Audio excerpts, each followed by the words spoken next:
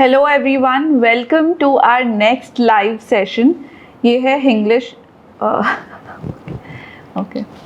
Hello everyone, welcome to our next live session. ये है English partner Hindi का channel और ऐसे ही हमारे लाइव सेशंस अटेंड करते रहने के लिए हमारे चैनल को आप सब्सक्राइब कर सकते हैं। मेरा नाम है श्रेया मेहता और मैं यहाँ पर इंग्लिश पार्टनर में एक सीनियर ट्रेनर हूँ। तो चलिए आज के लाइव सेशन से शुरू करते हैं। क्या आपको मेरी आवाज़ क्लियरली सुनाई दे रही है? अगर मेरी आवाज़ आपको अच्छे से सुनाई दे रही है तो please put a thumbs up और yes in the chat box ताकि मुझे पता चले कि I am clear and audible. मेरे पास यहाँ चैट बॉक्स खुला है, मैं देख रही हूँ आपके answers. Okay, I think I am audible and clear. So let's start with our live session today. आज का जो हमारा लाइव सेशन का टॉपिक है वो है डायरेक्ट एंड इनडायरेक्ट स्पीच। तो डायरेक्ट एंड इनडायरेक्ट स्पीच एक बहुत ही इम्पॉर्टेंट टॉपिक है इंग्लिश में। जो हमारी स्पोकन इंग्लिश होती है उसके बारे में हम सीखना चाहते हैं, राइट? कि हम कैसे बोले, क्योंकि अब हमने ग्रामर सब सीख लिया है। तो डायरेक्ट और इनडायरेक्ट स्पीच जो हम यूज़ करेंगे तो वहाँ हम देखेंगे कि कैसे हम कुछ सेंटेंसेस बोल सकते हैं अलग अलग तरीक़ों से। डायरेक्ट स्पीच में अलग तरीका होता है और इनडायरेक्ट स्पीच में अलग तरीका होता है। तो इन दोनों में डिफरेंस क्या है, चलिए देखते हैं।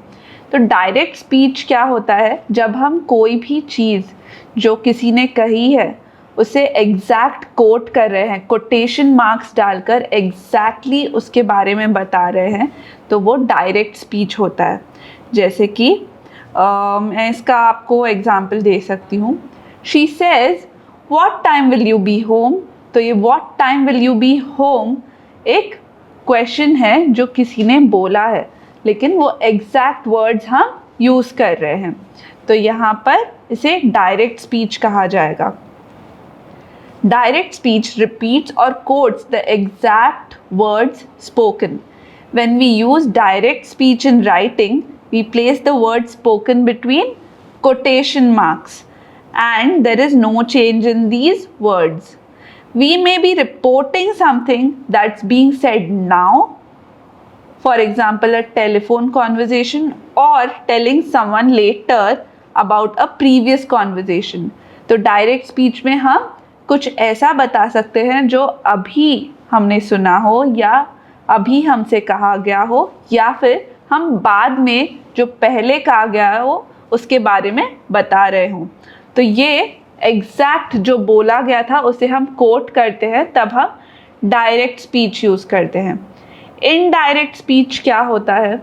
तो जब हम बोलते हैं और एग्जैक्ट वो कोटेड वर्ड्स नहीं यूज़ करते, तब हम उसे इनडायरेक्ट स्पीच कहते हैं। इनडायरेक्ट या रिपोर्टेड स्पीच भी उसे कहा जाता है।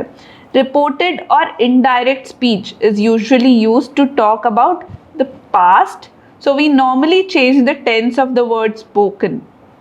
तो जैसे कि अगर मैं आपको कुछ बता रही हूँ कि उसने ऐसा कहा था, तो हमें पता है कि वो पास्ट की हम बात कर रहे हैं, मतलब उसने पहले ऐसा कहा होगा। तो सारे जो उन्होंने वर्ड्स यूज़ किए हैं वो पास्ट टेंस में हम कन्वर्ट कर देंगे इनडायरेक्ट स्पीच में। We use reporting verbs like say, tell, ask and we may use the word that to introduce the reported words. जैसे कि शी सेड दैट, तो ये दैट हम यूज़ करते हैं रिपोर्टेड स्पीच में। Inverted commas are not used, इसमें कोई कोटेशन मार्क्स या इन्वर्टेड कॉमाज नहीं यूज़ होते। तो जैसे कि she said I saw him, ये एक डायरेक्ट स्पीच है, लेकिन इसे हम जब इनडायरेक्ट स्पीच में बोलेंगे तो कैसे कहेंगे? She said that she had seen him. तो यहाँ पर पूरा पास्ट टेंस में चला गया है ये sentence. She said that she had seen him, तो उसने बोला कि उसने उसे देखा था। तो इस तरीके से हर डायरेक्ट स्पीच के सेंटेंस को हम इनडायरेक्ट स्पीच में कन्वर्ट कर सकते हैं। तो चलिए मैं आपको कुछ और एग्जाम्पल्स देती हूँ। She said, "What time will you be home?" She said that, "What time will you be home?" And I said, "I don't know." And I said that I did not know. "There's a fly in my soup," screamed Simon. तो ये है direct speech. There's a fly in my soup, screamed Simon.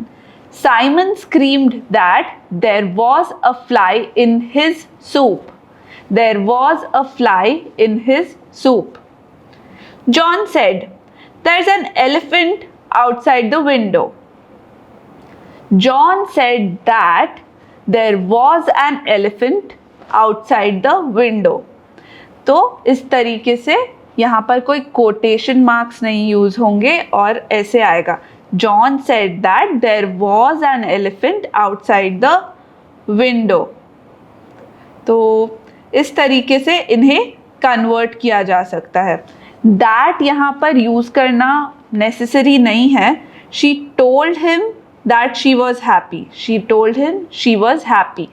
आप बिना that भी indirect speech में convert कर सकते हैं। आप that यूज भी कर सकते हैं या नहीं भी यूज कर सकते, दोनों तरीके सही हैं। तो यहाँ पर और एक चीज़ बहुत ही इम्पॉर्टेंट है जो आपको जाननी होगी, से एंड टेल। तो say and tell, said and told, ये हमें कब यूज़ करना चाहिए और कब नहीं यूज़ करना चाहिए, ये आज हमें सीखना होगा। क्योंकि बहुत लोग यहाँ पर मिस्टेक्स करते हैं कि जहाँ टोल्ड यूज़ करना रहता है वहाँ सेड यूज़ करते हैं, और जहाँ सेड यूज़ करना होता है वहाँ टोल्ड यूज़ करते हैं। तो चलिए देखते हैं कि कहाँ पे कौन सा वर्ड सही तरीके से यूज़ किया जा सकता है। Use say when there is no indirect object. He said that he was tired. Always use tell when you say who was being spoken to. तो जब हम दो जनों के बीच की कॉन्वर्जेशन के बारे में बात कर रहे हों, when you're talking to someone, तो तब हम told या tell यूज़ करते हैं। लेकिन जहाँ हम किसी और से बात नहीं कर रहे हों, कोई ऑब्जेक्ट हो या ऐसा कुछ हो, तो हम से या said यूज़ करते हैं। He said that he was tired. He told me that he was tired. तो he told me, यहाँ दो जन के बीच में कॉन्वर्जेशन है। तो जब दो जन के बीच में कॉन्वर्जेशन हो तो tell या told यूज़ होगा, और जब सिर्फ एक जन का कॉन्वर्जेशन हो रहा है तब said या say यूज़ होगा। उसी तरह talk and speak, ये दोनों भी हम बहुत बार गलत यूज़ करते हैं। Use these verbs to describe the action of communicating. He talked to us. She was speaking on the telephone. Use these verbs with about to refer to what was said. तो क्या बोला गया था ये बताने के लिए हम यूज़ कर सकते हैं इन वर्ड्स को। लेकिन कैसे यूज़ करेंगे, हम अबाउट के साथ इन वर्ड्स को जोड़कर यूज़ करेंगे। जैसे कि he talked to us about his parents. He talked to us about his parents. तो हम यहाँ ऐसा नहीं कह सकते ही स्पीक्ड टू अस या he spoke to us about his parents, हम यूज़ कर सकते हैं। तो टॉक्ड या स्पीक, स्पोक, स्पीक या स्पीक, टॉक्ड, ये सब हम ऑल्टरनेटिवली यूज़ कर सकते हैं। तो इस तरीके से टॉक, स्पीक, टेल, से ऐसे वर्ड्स हम यूज़ करते हैं। अब इसमें आप ट्राई कीजिए अपने खुद के सेंटेंसेस बनाने के, और कमेंट करते रहिए ताकि हम आपको बता सके कि आप सही बोल रहे हैं या नहीं, और इस तरीके से आपकी प्रैक्टिस भी होती रहेगी। That will be very easy and important for you. तो जब आप अच्छे से प्रैक्टिस करते रहेंगे फिर आपको आदत पड़ जाएगी कि इन वर्ड्स को कैसे यूज़ करना है। ऑलराइट, तो ये था हमारा इनडायरेक्ट एंड डायरेक्ट स्पीच। जब हम डायरेक्ट से इनडायरेक्ट में कन्वर्ट करते हैं तो टेंस चेंज हो जाता है और कोई कोटेशन मार्क्स नहीं यूज़ होते। और फिर हमने सीखा टेल एंड से, स्पीक, टॉक के बारे में। तो आई होप आपको ये सेशन बहुत ही यूज़फुल और इंटरेस्टिंग लगा हो। ऐसे ही इंटरेस्टिंग चीज़ें सीखने के लिए, इंग्लिश के छोटे छोटे टॉपिक्स सीखने के लिए हमारे साथ इन लाइव सेशंस में जुड़ते रहिए। हम ऑलमोस्ट हर हफ्ते ये लाइव सेशंस कंडक्ट करते हैं ताकि आपसे हम जुड़े रहें। तो इन सेशंस को डेली अटेंड करने के लिए आप हमारे चैनल को सब्सक्राइब कर सकते हैं, जो कि है English partner Hindi. Thank you so much.